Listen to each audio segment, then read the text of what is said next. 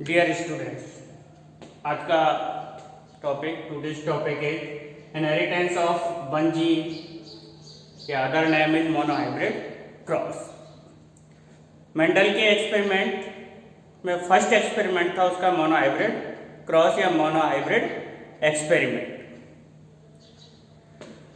Monohybrid experiment में Mendel ने one gene inheritance को स्टडी किया।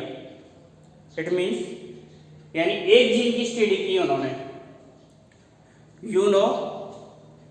मेंडल ने 7 कैरेक्टर्स पर एक्सपेरिमेंट किया था। सेलेक्टेड कैरेक्टर्स तो उनके मोर थे, ज़्यादा थे, 34 थे, बट उन्होंने एक्सपेरिमेंट ओनली 7 कैरेक्टर्स पर किया था।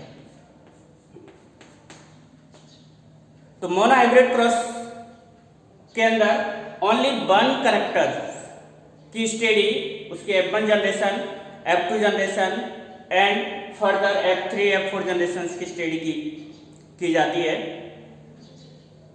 And in this cross only 1 character, suppose plant की हाइट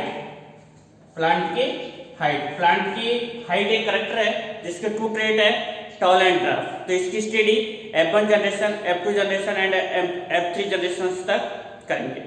मेंडल के एक्सपेरिमेंट की एक इंटरेस्टिंग बात यह थी कि इन्होंने breeding plant, pure breeding plant पर एक्सपेरिमेंट किए। प्योर ब्रीडिंग प्लांट हम पढ़ चुके हैं क्या है, जो कई जनरेशंस तक अपने ट्रेट को, अपने कैरेक्टर को चेंज नहीं करते हैं, वो प्योर ब्रीडिंग प्लांट कहलाते हैं। तो मेंडल के एक्सपेरिमेंट की ये इंटरेस्टिंग बात थी कि उन्होंने प्योर ब्रीडिंग प्लांट पर ही एक्सपेरिमेंट किए थे। मोनोहाइब्रिड जब 1 कैरेक्टर्स की स्टडी की जाती है, 1 कैरेक्टर्स में 2 कंट्रास्टिंग पेयर होते हैं।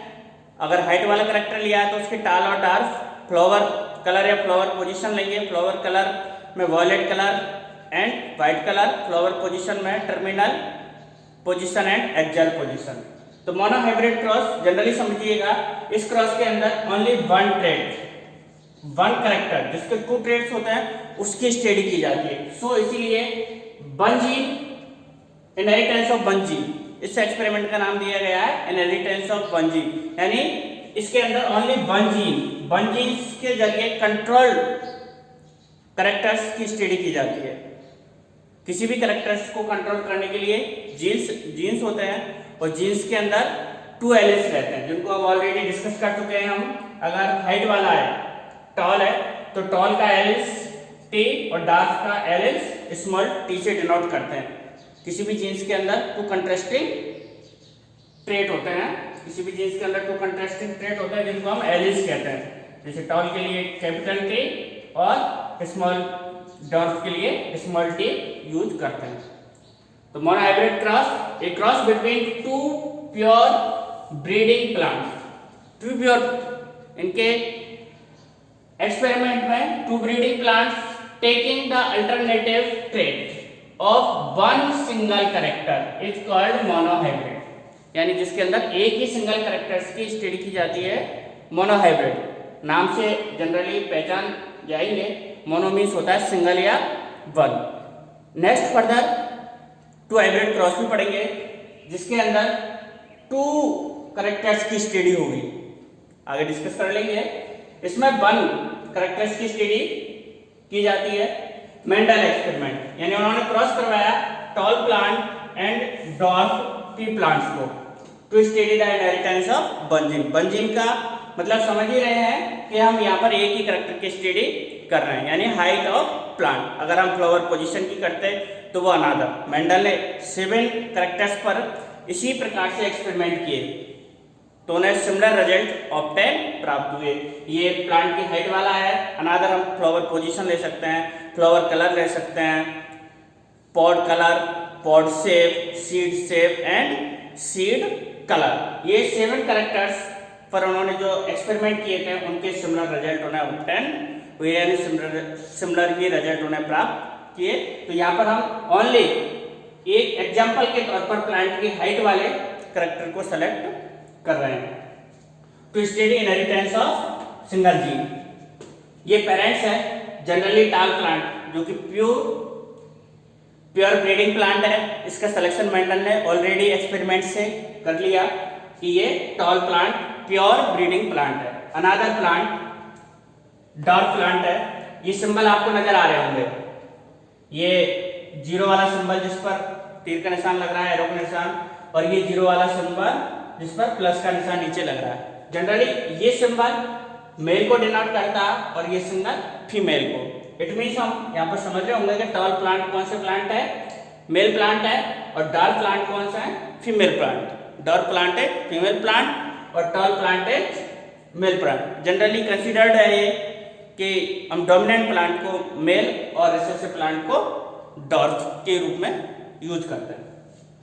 पेरेंट्स क्रॉस पॉलिनेशन करवाया, इमस्कुलेशन की प्रोसेस अपनाई मेंडल ने। एक प्लांट से एंथर का रिमूव कर दिया तो फ्लावर है उसके अंदर सिंगल गैमेट प्रोडक्शन वाला फ्लावर हो गया है। तो क्रॉस पॉलिनेशन करवाया मेंडल ने, गैमेट प्रोड्यूस हुए। Tall plant only one type के गैमेट प्रोड्यूस करेगा, वो सभी गैमेट्स जिसके अंदर ओनली टी टाइप्स के एलील्स होंगे। सिमिलर डॉट प्लांट भी स्मॉल टी एलील्स वाले गैमेट प्रोड्यूस करेगा। इन गैमेट के फर्टिलाइजेशन करवाया और जो प्लांट हमें प्राप्त हुए वो हाइब्रिड टाल थे। कैसे प्लांट थे, हाइब्रिड टाल। क्रॉस पॉलिनेशन करवाने के बाद सीड ऑब्टेंड हुए, उन सीड को अगेन ग्रो करवाया, और ऑब्जर्व किया मेंडल ने कि all plants are tall that similar their parents one, कि जो प्लांट थे F1 जनरेशंस के अंदर जो प्लांट उन्होंने ऑब्टेंड किए थे वो उनके पेरेंट्स में से एक के सिमिलर थे। यानी टॉल प्लांट है तो टॉल जो मेल प्लांट थे उसके सिमिलर थे। डॉर्फ प्लांट F1 जनरेशंस में ऑब्टेंड नहीं हुए। F1 generations plant 100% are tall. ये फिनोटाइपिक था, जेनोटाइपिक नहीं था। जीनी संरचना उन्होंने ऑब्जर्व नहीं की, उन्होंने ग्रो करवा के ऑब्जर्व किया कि ऑल प्लांट्स आर टॉल। सभी प्लांट्स कैसे थे, टॉल। F1 जनरेशन प्लांट्स के को हम जनरली फीलियल फर्स्ट प्रोजेनी के नाम से भी जानते हैं। फर्स्ट जनरेशन या F1 सिंगली F1 से भी डिनोट कर सकते हैं, या हम F1 भी डिनोट करेंगे तो इट मींस ये F1 जनरेशंस को ही शो करेगा।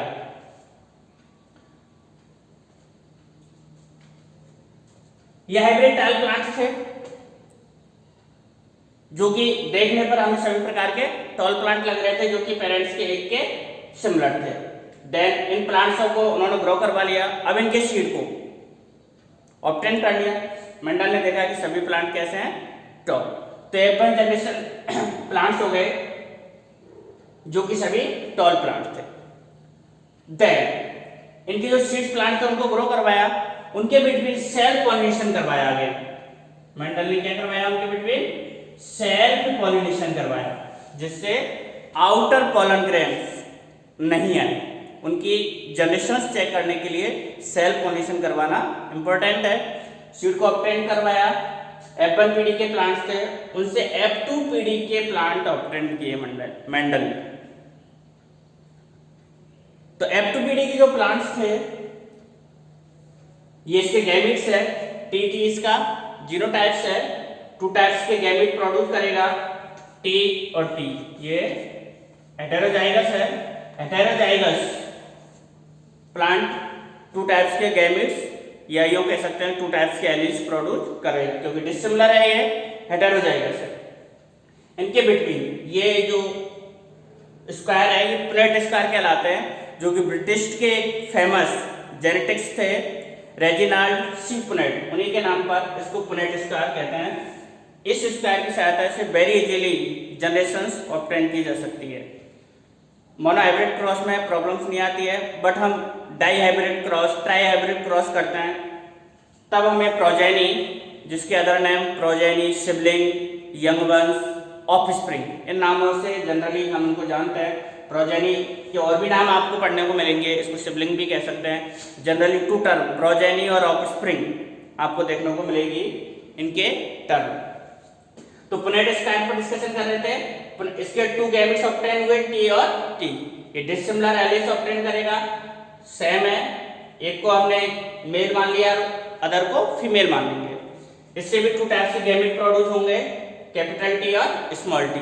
इनके बिटवीन क्रॉस करवाया तो ये प्लांट हमें ऑब्टेन किए, कैपिटल टी और स्मॉल टी, कैपिटल टी और स्मॉल टी और स्मॉल टी टी।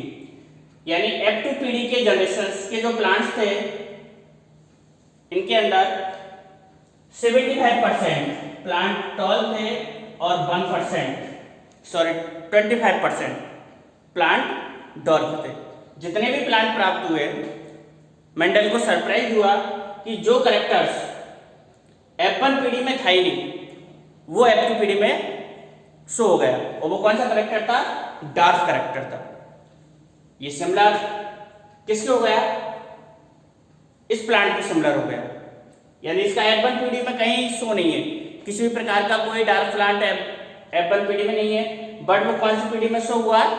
F2PD के अंदर, जिससे हम डोमिनेंस लॉ के तहत समझेंगे कि जो करेक्टर F1PD में शो नहीं होता है और F2PD में शो होता है वो रिसेसिव करेक्टर कहलाता है, और F1 में शो होने वाला डोमिनेंस करेक्टर कहलाता है।